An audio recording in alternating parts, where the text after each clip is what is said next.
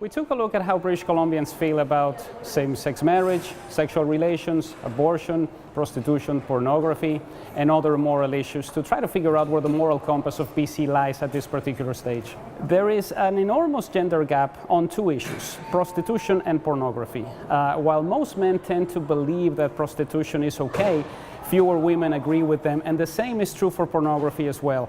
This is one of those issues where age is not really a factor and ethnicity is not really a factor, but if you're a woman, you're more likely to believe that prostitution and pornography are not things that you agree with, whereas men in British Columbia tend to be more agreeable to them.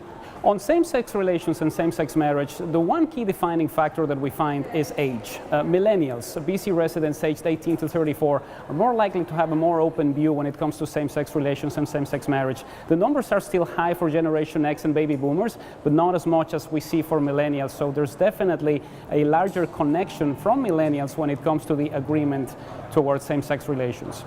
On the issue of abortion, we see a high level of support or agreement from most British Columbians, regardless of their age or gender. There seems to be a lower level of agreement with South Asians on this particular issue.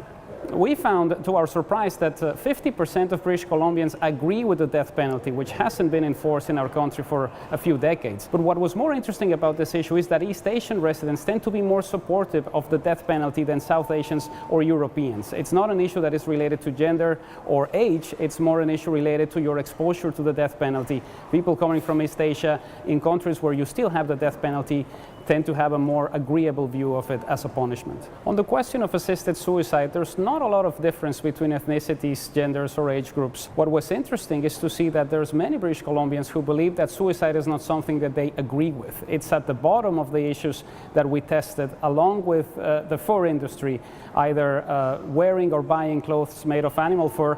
But the one thing that was at the bottom of the list was infidelity. The notion of married men and women having an affair is not something that is palatable to almost 90% of British Columbians.